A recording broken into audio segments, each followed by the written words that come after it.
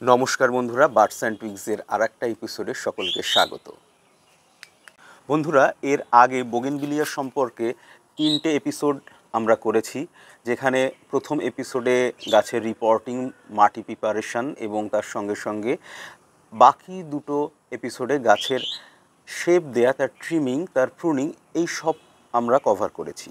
আজকের এপিসোডটা একটা বিশেষ এপিসোড এবং তার সঙ্গেই সম্পর্কযুক্ত যে 3টে এপিসোড অলরেডি এর আগে আমরা করেছিলাম। আজকের এপিসোডে আমরা সেই সমস্ত বিষয়গুলো জানবো যেগুলো বর্ষার সময় আমাদেরকে মেনে চলতে হবে।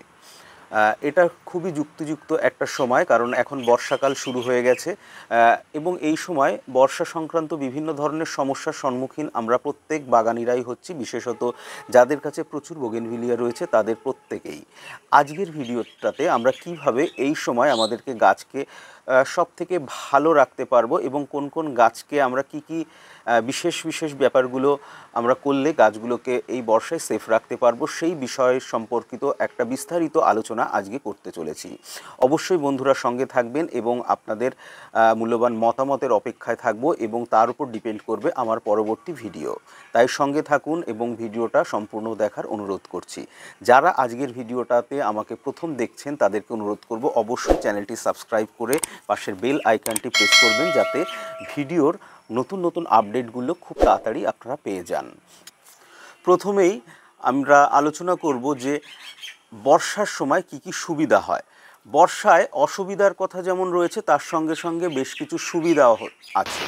বিশেষত সুবিধাগুলো হচ্ছে, বর্ষাতে যে জলটা হয়, বৃষ্টির জল, সেখানটা কিন্তু অ্যাসিড থাকে, অর্থাৎ অ্যাসিডিটি থাকে কিন্তু বর্ষার জলে। এবং আমরা জানি অ্যাসিডিক মিডিয়া গাছ খুব পছন্দ করে এবং অ্যাসিডিক মিডিয়ায় গাছ তার প্রয়োজনীয় নিউট্রিয়েন্টস অনেক সহজেই নিজের মধ্যে অ্যাবজর্ব করে নিতে পারে। এটা একটা সুবিধা। তার সঙ্গে সঙ্গে আর একটা বড় সুবিধা হলো, বর্ষার সময় যখন বৃষ্টিপাত হচ্ছে তখন বাতাসে যে সমস্ত নাইট্রোজেন থাকে সেই সমস্ত নাইট্রোজেন কিন্তু সাধারণত গাছ পায় না, কিন্তু এই বর্ষার সময় সেই অ্যাটমসফিয়ারিক নাইট্রোজেন কিন্তু গাছ পেতে পারে। সেটা বৃষ্টির জলে দ্রবীভূত হয়ে মাটির মাধ্যমেও পেতে পারে এবং সরাসরি তার ফোলিয়াজের ওপরে পড়েও পেতে পারে। সুতরাং এই দুটো কারণে, যেহেতু নাইট্রোজেন পাচ্ছে তার সঙ্গে অ্যাসিডিক মিডিয়ামের জল পাচ্ছে, এই দুটো একসঙ্গে পেলে গাছের খুব দ্রুত গ্রোথ হয় এবং আমরা দেখি যে বিক্ষিপ্ত বৃষ্টিপাত হলে গাছ হঠাৎ করে খুব সুন্দর প্রাণবন্ত হয়ে ওঠে। এটা কিন্তু শুধুমাত্র এই দুটো কারণে। প্রথমত গ্রোথ প্রমোটিং অ্যাক্টিভিটি নাইট্রোজেনের জন্য হচ্ছে, তার সঙ্গে সঙ্গে কিন্তু অ্যাসিডিক মিডিয়া পাওয়ার জন্য গাছ কিন্তু খুব সুন্দর ঝলমলিয়ে বেড়ে উঠছে।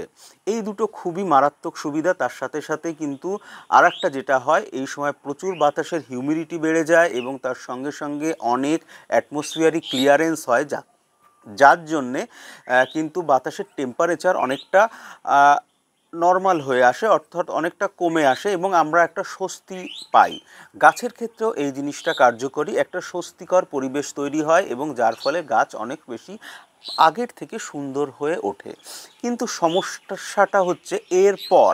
প্রথমে এই অল্প বিস্তর বৃষ্টিতে কিন্তু গাছের মারাত্মক সুবিধা হয়, গাছ সুন্দর ফুটে ওঠে। দেখুন আমার পাশেও এই বর্ষার মধ্যেও কিন্তু এই সমস্ত গাছে প্রচুর ফুল রয়েছে। আমরা চাইলে বর্ষাতেও প্রচুর ফুল বোগেনভিলিয়া থেকে নিতে পারি, তার কন্ডিশন রয়েছে অবশ্যই। আপনারা দেখতে পাচ্ছেন আমি একটা টেম্পোরারি শেড বানিয়েছি। এই টেম্পোরারি শেডের মধ্যে কিন্তু সেই ফুল আলা গাছগুলো, যেগুলোতে ফুল হচ্ছে, এখন প্রাইমারিলি ফুল প্রডিউস করছে, সেই সমস্ত গাছগুলো কিন্তু রেখেছি এবং তার সঙ্গে সঙ্গে ছোট গাছগুলো রেখেছি। এবং এই বিষয়ে আজকে আমি আপনাদেরকে বলবো যে কোন গাছগুলো আপনাদেরকে শেডে রাখা প্রয়োজন, কোন গাছগুলো শেডে না রাখলেও চলবে। বর্ষার সুবিধার কথা তো আমরা শুনলাম এবং কম বেশি আমরা সবাই এ বিষয়ে জানি।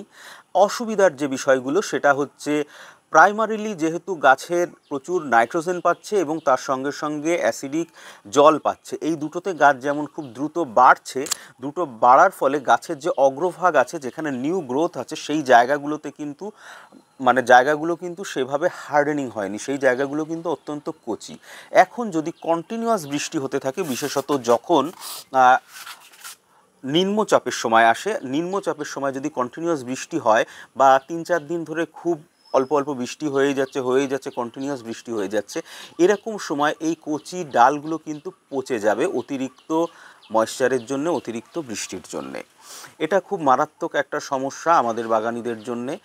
আর যে বিষয়গুলো রয়েছে তার মধ্যে হচ্ছে আমরা বোগেনভিলিয়াতে ওয়েল ড্রেন মিডিয়া প্রিপারেশনের কথা সবসময় বলি এবং যেটা খুবই প্রয়োজন।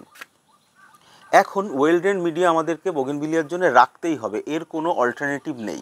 কিন্তু এর কিছু অসুবিধাও হচ্ছে। যখন ওয়েল ড্রেন মিডিয়া আমরা করব তখন জলের বা ওয়েল ড্রেন মিডিয়া না করলেও এটা হতে পারে, তবে ওয়েল ড্রেন মিডিয়া করলেই এর ব্যাপারটা অনেকটা বেশি হয়। আমরা দেখেছি জলের অতিরিক্ত বাইরে বেরিয়ে যাওয়ার কারণে বা গাছের ওপরে অতিরিক্ত জল বারবার পড়ার কারণে গাছ থেকেও কিন্তু আমরা দেখি যে গাছের পাতা সাদা হয়ে যায়, অনেক ক্ষেত্রে হলদে হয়ে যায় বা ফ্লুরোসেন্ট টাইপের একটা কালার চলে আসে গাছের পাতায়। এর কারণ হচ্ছে গাছের ক্লোরোফিল নষ্ট হয়ে যাওয়া এবং গাছের মাইক্রোনিউট্রিয়েন্টস নষ্ট হয়ে যাওয়া। অতিরিক্ত বৃষ্টিপাতে গাছের মধ্যে যে তার খাবারের নাইট্রোজেন অতিরিক্ত পাচ্ছে ঠিকই, কিন্তু তার মধ্যে যে সমস্ত পাতার সালোক সংশ্লেষ এবং পাতার গঠনের জন্য যে সমস্ত উপাদান প্রয়োজন, যেমন ম্যাগনেসিয়াম, ফেরাস, এই সমস্ত জিনিসগুলো কিন্তু মাটি থেকে ধুয়ে চলে যায়। এর ফলে পাতাগুলো আস্তে আস্তে ফ্লুরোসেন্ট হতে থাকে এবং পাতা হলদে হয়ে যায়, অর্থাৎ ক্লোরোসিসের সমস্যা চলে আসে। এটা খুব বড় একটা ভাইটাল প্রবলেম। আর একটা প্রবলেম হচ্ছে গাছের গোড়া নষ্ট হয়ে যাওয়া, অর্থাৎ তার শেকড় নষ্ট হয়ে যায় অতিরিক্ত জলের জন্য। তাছাড়াও তার বার্ক নষ্ট হয়ে যাওয়ার একটা মারাত্মক সম্ভাবনা থাকে প্রায় প্রত্যেকটা গাছেরই। বোগেনভিলিয়ার ক্ষেত্রে এটা খুবই কমন একটা সমস্যা। এই সমস্যাটা হওয়ার পেছনে বর্ষা দায়ী এবং তার কিভাবে এটা দায়ী হচ্ছে সেটা আমি বলছি। বর্ষা এবং আরও কতগুলো আমাদেরই দেয়া বিভিন্ন সময় গাছে যে সমস্ত নিউট্রিয়েন্টস আমরা ব্যবহার করেছি সেই সমস্তরও কিছু ক্ষতিকারক প্রভাব এই বর্ষাকালে আমরা লক্ষ্য করি। প্রথমেই বলি, বর্ষাকাল যেমনি ভালো তেমন বর্ষা জলে কিন্তু প্রচুর প্যাথোজেনিক ব্যাকটেরিয়া, ফাঙ্গাস এবং অন্যান্য ক্ষতিকারক প্রভাব, কেমিক্যালস এই সমস্ত থাকে। যে সমস্ত শিল্পাঞ্চল রয়েছে সে সমস্ত কেমিক্যালের পরিমাণটা অনেক বেশি থাকে বা অনেক জায়গাতে দেখা যায় এক একটা জায়গায় এক এক ধরনের কেমিক্যালের প্রভাব দেখা যায় এবং প্রত্যেকটা জিনিস গাছের এক এক ধরনের ক্ষতি করে। তার মধ্যে বার্ক ড্যামেজটা খুব গুরুত্বপূর্ণ একটা বিষয়। এই বার্ক ড্যামেজ এই বর্ষাকালেই সবথেকে বেশি এনহ্যান্স করে। অন্য সময় গাছের যদি বার্কের সামান্য প্রবলেম থাকেও তো আস্তে আস্তে বার্ক রিজেনারেট হয়ে ঠিক হয়ে যায়। সেলফ মেকানিজম, যে গাছের একটা মেকানিজম রয়েছে সেলফ মেকানিজম, সেই সেলফ রিস্ট্রাকচারিং মেকানিজমে গাছ কিন্তু ঠিক হয়ে যায়। এখন এই সমস্ত বিষয়গুলোকে ম্যানেজমেন্ট করতে হবে আমাদেরকে এই বর্ষাকালে। প্রথমেই বলি, বর্ষাকালে সম্ভব হলে আমাদেরকে এরকম একটা টেম্পোরারি শেড বানাতে হবে। বিশেষত বর্ষাকালে কিন্তু অতটা বেশি ঝড় হয় না যেমন আমাদের ফেব্রুয়ারি, মার্চ, এপ্রিলে হয়। সুতরাং টেম্পোরারি শেড আমরা চাইলে বানাতে পারি যাদের কাছে অনেক গাছ রয়েছে। আমার কাছে একটা পার্মানেন্ট ছোট শেড থাকা সত্ত্বেও যেহেতু প্রচুর গাছ রয়েছে এবং আপনারা জানেন যেহেতু আমি ভিডিও করি সে কারণে আমার নতুন নতুন গাছও আমি কালেক্ট করার চেষ্টা করি, সেটা আমার শখও রয়েছে। সে কারণে আমাকে অবশ্যই টেম্পোরারি শেড একটা করতেই হয়। পার্মানেন্ট শেডের মধ্যে আমার অর্কিড এবং অন্যান্য অ্যাডেনিয়াম বা সামথিং রয়েছে, কিন্তু টেম্পোরারি শেড কেবলমাত্র বোগেনভিলিয়ার জন্যই আমি প্রত্যেক বছর করে থাকি। আপনারা চাইলে এরকম ছোট টেম্পোরারি শেড করতে পারেন। এই শিল্পলিন বা সাধারণ পলিথিন দিয়েও আপনারা করতে পারেন। এটা খুব বেশি খরচ সাপেক্ষ না। এই সমস্ত শেডের যে গাছগুলো রাখবেন সেই গাছগুলো হচ্ছে যে সমস্ত গাছ অন্তত 2 বছরের বয়স হয়নি বা 1-1.5 বছর বা নতুন কেনা গাছগুলো অবশ্যই শেডে রাখতে হবে, সে গ্রাফটিং হোক বা রুটেড হোক। কারণ গ্রাফটিংয়ের ক্ষেত্রে হয়তো রুট স্টক ভালো থাকবে কিন্তু কচি যে সমস্ত বিদেশি ডাল তার উপর গ্রাফট করা হয়েছে সেই সব শিয়নগুলো কিন্তু অতিরিক্ত বৃষ্টিপাতে নষ্ট হয়ে যেতে পারে। তাছাড়াও অনেক ক্ষেত্রে কিন্তু দেখা যায় যে দুর্বল রুট স্টক হলে রুট স্টকেরও সমস্যা হতে পারে। অনেক ক্ষেত্রে দেখা যায় রুট স্টকের ভিতরেই এমন কিছু কিছু প্যাথোজেনিক ব্যাকটেরিয়া থাকে যেগুলো বাইরে থেকে তো আমরা লক্ষ্য করতে পারবো না, তার প্রভাব হঠাৎ করেই দেখা যায় সেই গাছটার কিন্তু রুট ভিতর থেকে হলুদ হয়ে গিয়ে নষ্ট হয়ে যায়। তাহলে টেম্পোরারি শেড একটা খুব গুরুত্বপূর্ণ বিষয়। তাহলে আমরা অনেকটা নিশ্চিন্তভাবে সেখানে গাছ রেখে থাকতে পারবো যে বর্ষার সময় আমাদের নতুন প্রিয় গাছটা কিন্তু সেখানে ভালো আছে। আর আমাদেরকে আরেকটা জিনিস লক্ষ্য রাখতে হবে, যে সমস্ত গাছের নতুন পাতা বেরোচ্ছে একদম নতুন পাতা মানে কচি ডগা তার সঙ্গে সঙ্গে পাতা, সেই সমস্ত গাছ যতই পুরনো হোক না কেন সেই গাছ কিন্তু আমরা শেডে রাখবো, কারণ সেই গাছ কিন্তু কন্টিনিউয়াস নিম্নচাপের বৃষ্টি সহ্য করতে পারবে না। কিন্তু সেই পাতাগুলো যদি পুরনো হয়ে যায়, অর্থাৎ অনেক দিন আগে হয়েছে এবং ফুল আসার আগে আগে পজিশনে রয়েছে, সেরকম ক্ষেত্রে কোনো সমস্যা হবে না। ধরুন আপনি বর্ষাকালের কিছুদিন আগেই প্রুন করেছেন কোনো গাছ, তার পরপরই বর্ষা চলে আসলো, গাছে কচি পাতা প্রুনিংয়ের পরে চলে আসে, আমরা জানি। সেই কচি পাতা সম্পন্ন একটা 2 বছরের বেশি পুরনো গাছ আপনার কাছে রয়েছে, সেই গাছটারও কিন্তু ক্ষতি হতে পারে। সেই জন্য সেই গাছটাকেও নিম্নচাপের বৃষ্টি থেকে এড়ানোর প্রয়োজন। যখন কচি পাতা থাকবে যে কোনো গাছের ক্ষেত্রে এবং গ্রোয়িং স্টেজে থাকবে, তখন কিন্তু আমাদেরকে অবশ্যই শেড অবলম্বন করতে হবে। অনেকেই আমাকে প্রশ্ন করেন যে আমার গাছের এই সমস্যা হয়েছে, এই ক্ষতি হয়েছে, এখন কি আমি রিপোর্ট করতে পারবো? আমি একটা জিনিস বলি, তীব্র শীত এবং তীব্র বর্ষা নিম্নচাপ বাদে যে কোনো সময় রিপোর্ট করা যায়। তবে আপনারা বর্ষাকার মধ্যেও রিপোর্ট করতে পারেন যদি আপনাদের সয়েল মিডিয়া শুকনো থাকে এবং রিপোর্ট করার পর গাছটিকে যদি আপনারা আচ্ছাদনের নিচে অর্থাৎ শেডে রাখতে পারেন, তাহলে কোনো সমস্যা নেই, বর্ষাকালেও আপনারা রিপোর্ট করতে পারেন। ওয়েলড্রেন মিডিয়ার অল্টারনেটিভ বোগেনভিলিয়াতে কিছুই নেই, সেই জন্য ওয়েলড্রেন মিডিয়া আমাদেরকে সব সময় মেনটেন করতে হবে। তবে ওয়েলড্রেন মিডিয়া মেনটেন করার জন্যে অনেক ক্ষেত্রে নিউট্রিয়েন্টস লস হতে পারে মাটিতে, সেজন্য যে করণীয়টা আমাদের রয়েছে, যেটা বর্ষাকালে বিশেষত করতে হবে, সেটা হচ্ছে নিয়মিত অ্যান্টিফাঙ্গাল এবং তার সঙ্গে সঙ্গে মাইক্রো নিউট্রিয়েন্টস আমাদেরকে মাটি এবং ফলিয়ারে স্প্রে করতে হবে। এটা আমরা মাসে 2 বার করলেই হবে, অর্থাৎ 2 সপ্তাহ পর পর একবার যে কোনো ধরনের ভালো মানের মাইক্রো নিউট্রিয়েন্টস এবং তার সাথে সাথে অ্যান্টিফাঙ্গাল আমরা মিশিয়ে স্প্রে করব। আমরা অনেকেই বলতে শুনেছি যে বর্ষাকালে বা যখন খুব বৃষ্টি হচ্ছে সে সময় কখনো ইনঅর্গ্যানিক ফার্টিলাইজার ব্যবহার করতে নেই, অর্গানিক ফার্টিলাইজার ব্যবহার করা যেতে পারে। কিন্তু আমি একটা জিনিস বলছি, অর্গানিক ফার্টিলাইজারও ব্যবহার করা যায় না, প্রয়োজনে আপনি ইনঅর্গানিক ফার্টিলাইজারও ব্যবহার করতে পারেন। যদি আপনার গাছ শেডে থাকে তাহলে এই উভয়ই সারা বছর ব্যবহার করা যায়। বর্ষাকালে বা বর্ষাকালের প্রাক মুহূর্তে বা দেওয়ার সঙ্গে সঙ্গে যদি বৃষ্টি চলে আসে তাহলে বেশ কিছু ক্ষতি হয়, বিশেষত যদি তারপর নিম্নচাপ আসে তাহলে মারাত্মক গাছের ক্ষতি হয়। সেজন্য বর্ষাকালে কখনোই আমরা অর্গানিক ফার্টিলাইজার দেব না। অর্গানিক ফার্টিলাইজারের মধ্যে আমি বিশেষত সেই সমস্ত বিষয়গুলোকে বলছি যেগুলো পচনশীল। ধরুন আমরা ডিকম্পোজড ভার্মিকম্পোস্ট বা ভার্মিকম্পোস্ট যদিও আগে থেকেই ডিকম্পোস্ট হয়ে থাকে, আমরা যদি ডিকম্পোজড গোবর সার ব্যবহার করি সেক্ষেত্রেও কিন্তু একই রকম সমস্যা হবে। কারণ গোবর সার যখন ব্যবহার করব, গোবর সার যতই ডিকম্পোজড হোক না কেন সেটা মাটিতে দেওয়ার পর আরও কম্পোস্ট হতে থাকবে। কম্পোস্ট হওয়ার সঙ্গে সঙ্গে সেইগুলো থেকে আমরা জানি কম্পোস্ট হচ্ছে একটা দহন প্রক্রিয়া, এতে তাপ উৎপন্ন হয়। যখন তাপ উৎপন্ন হবে তখন মাটি একে তাপ পাচ্ছে, তারপরেও বারবার জল পাচ্ছে। এতে কি হবে, পুরো সিদ্ধ হয়ে যাওয়ার মতো কন্ডিশন মাটির মধ্যে হবে এবং তার শিকড়গুলো নষ্ট হয়ে যাবে। সেজন্য বর্ষাকাল বা বর্ষাকালের প্রাক মুহূর্তে কখনোই এই ধরনের পচনশীল ফার্টিলাইজার ব্যবহার করা যাবে না, বিশেষত হাড়ের গুঁড়ো, শিংকুচি বা তার সঙ্গে সঙ্গে গোবর সার, ভার্মিকম্পোস্ট এইসব কিছুই ব্যবহার করা যাবে না। প্রয়োজনে এই সময় আপনারা সিনথেটিক যে কোনো জিনিস ব্যবহার করতে পারেন যার প্রভাব অল্প দিন থাকবে, অর্থাৎ আমরা দিলাম তার প্রভাব মাত্র 1 সপ্তাহ বা তার বেশি থাকবে না বা খুব তাড়াতাড়ি শেষ হয়ে যাবে, এমন কোনো ফার্টিলাইজার আপনারা ব্যবহার করতে পারেন যদি প্রয়োজন হয়। আমি আমার ভিডিওর প্রথম এবং দ্বিতীয় পার্টে বলেছি যে সার কোন সময় দিতে হবে, গাছ লাগানোর সময় এবং বর্ষাকালের অন্তত 1-1.5 মাস আগে আমরা বিশেষত জৈব সার প্রদান করব, কারণ জৈব সার প্রদান করলে তার অ্যাক্টিভিটি শুরু হতে অনেকটাই সময় লাগে। যদিও আমি সেদিনকে বলেছিলাম যদি আমরা জৈব সারকে আরও 1 মাস ডিকম্পোজ করে দিতে পারি তাহলে তার অ্যাক্টিভিটি গাছ খুব তাড়াতাড়ি গ্রহণ করতে পারে এবং গাছে আমরা খুব দ্রুত তার রেজাল্ট পেতে পারি। মাইক্রোনিউট্রিয়েন্টসের সঙ্গে সঙ্গে যে অ্যান্টিফাঙ্গাল ব্যবহার করার কথা বললাম, আপনারা হয়তো একই ব্র্যান্ডের মাইক্রোনিউট্রিয়েন্টস ব্যবহার করুন সারা বছর, কোনো সমস্যা নেই। কিন্তু যখন আপনারা এর সাথে অ্যান্টিফাঙ্গাল ইউজ করছেন তো অবশ্যই অল্টারনেট করে দিন। একই কম্পোজিশনের অ্যান্টিফাঙ্গাল কিন্তু বারবার ইউজ করলে সে তার রেজিস্ট্যান্স চলে আসে, সেই জন্য সেই যে ডিজিজের উপর আমরা, যে ফাঙ্গাসের উপর আমরা অ্যাটাকটা আনতে চাইছি সেই ফাঙ্গাসটার উপর সঠিকভাবে কার্যকর হয় না। সেজন্য সবসময় অল্টারনেটিভ কম্পোজিশনের অ্যান্টিফাঙ্গাল ব্যবহার করবেন। এই সময় আপনারা চাইলে খুব অল্প পরিমাণে হিউমিক অ্যাসিড গাছের গোড়ায় দিতে পারি, তবে খুব বেশি হিউমিক অ্যাসিড দেওয়া যায় না কারণ সেটা এয়ার সার্কুলেশনকে অনেকটাই এফেক্ট করে। আমরা আগে এই বিষয়ে আলোচনা করেছি।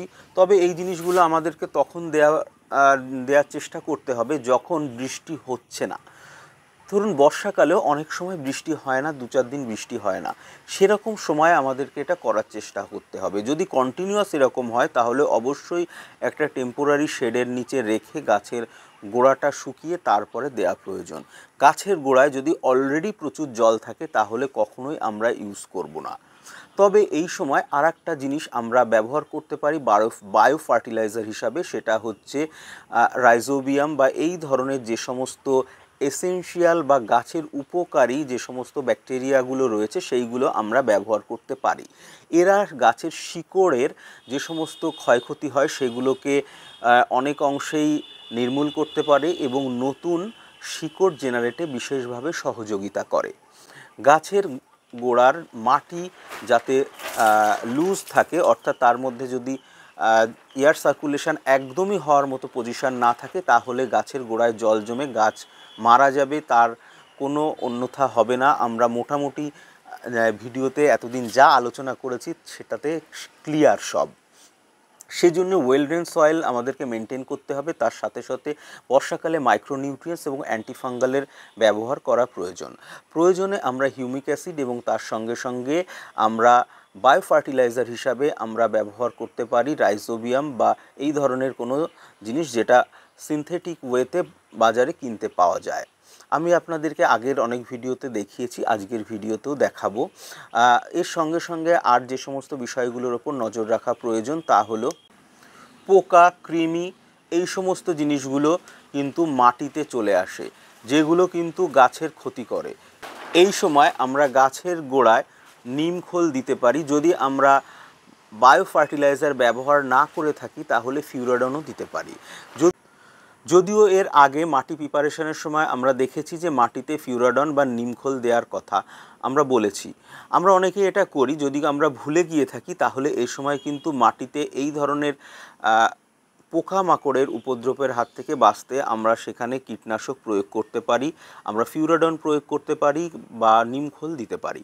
যদি আমরা বায়ো ফার্টিলাইজার ব্যবহার করি তাহলে ফিউরাডন না ব্যবহার করাই ভালো, তাহলে সেক্ষেত্রে বায়ো ফার্টিলাইজার ক্ষতিগ্রস্ত হয়, সেটা কোনো কাজ করে না। এরপর আসি গাছের ফুল নেয়া। ফুল নেয়ার বিষয়টা আমাদের হাতে সম্পূর্ণভাবে থাকে না, কিছুটা তো অবশ্যই থাকে, আমরা কিভাবে ম্যানেজমেন্ট করছি তার উপর। তা সত্ত্বেও অনেক গাছে কিন্তু ফুল চলে আসে।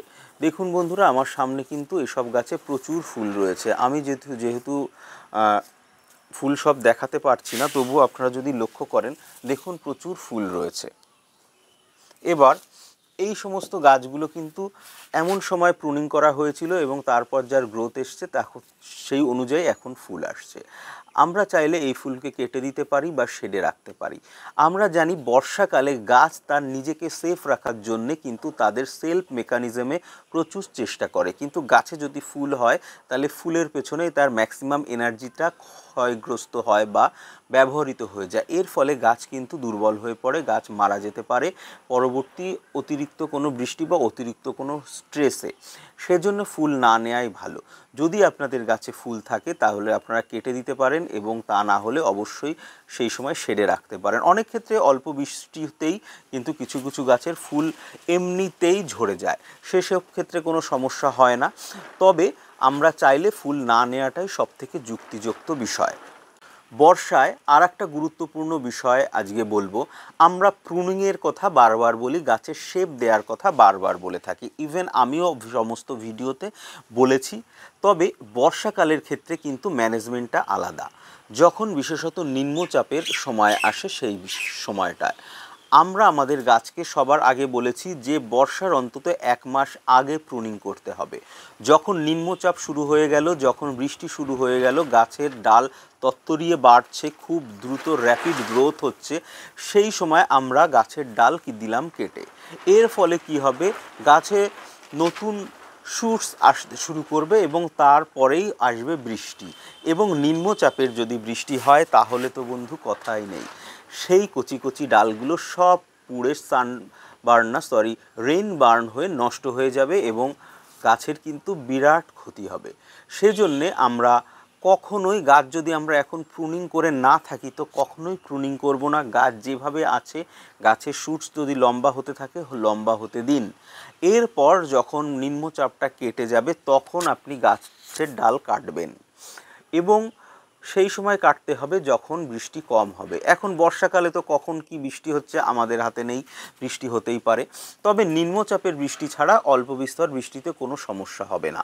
যদি গাছের সেই অবস্থায় আপনি ধরুন কেটেছেন, তখন আমি আগেই বললাম, তখন যদি পাতা ছেড়ে থাকে এবং প্রচুর কচি পাতা হয় তো অবশ্যই শেডে রাখুন। এর কোনো অল্টারনেটিভ নেই, যে কোনো পুরনো গাছের ক্ষেত্রেও এই ক্ষতি হতে পারে। আপনারা চাইলে প্রত্যেকে একটা ছোট টেম্পোরারি শেড করতে পারেন, যেখানে গাছগুলো কিছুদিনের জন্য রাখবেন, বিশেষত দুর্বল গাছগুলো। তাছাড়াও দেখা যায় অনেক ক্ষেত্রে যে সমস্ত নতুন বা দুর্বল গাছ আপনারা কিনেছেন সেই গাছ যদি ড্রাই থাকে, তাহলে যদি একদিন বৃষ্টিতে রাখেন বা 1-2 দিন বৃষ্টিতে রাখেন, সেটা কিন্তু বাতাসের যে নাইট্রোজেন এবং সেই নাইট্রোজেন তার জলের মাধ্যমে এসে এবং তার সঙ্গে অ্যাসিডিক যে ওয়াটার, সেটা দুটোই মিলে সেই নতুন গাছ কিন্তু খুব ঝলমলিয়ে এবং তত্তরিয়ে বাড়তে শুরু করবে। তারপরই সেই গাছটাকে আবার শেডে ঢোকান। এরকম যদি আমরা নতুন গাছের ক্ষেত্রে করি তাহলে কিন্তু গাছের দ্রুত বৃদ্ধি পাবে এবং গাছ খুব তাড়াতাড়ি তার স্টেমগুলো মোটা হবে। এটা খুব একটা কার্যকরী বিষয় এবং আমি এটা করে দেখেছি, খুব ভালো হয়। আপনারা চাইলে করতে পারেন। সেই জন্য টেম্পোরারি শেড অবশ্যই দরকার, যে আমি পিরিয়ডিক্যালি তাকে বাইরে দেবো, পিরিয়ডিক্যালি ভিতরে রাখবো। এই জিনিস করতে পারলে গাছের গ্রোথ অত্যন্ত ভালো হয় এবং বর্ষাকালকে প্রপারলি আমরা ইউটিলাইজ করতে পারি। বন্ধুরা, আশা করি আজকের আলোচনা আপনাদের কাজে লাগবে এবং আপনাদের মূল্যবান মতামতের অপেক্ষায় থাকলাম। আজকের ভিডিওটা এই পর্যন্ত। সকলকে আরেকবার ধন্যবাদ জানিয়ে নমস্কার।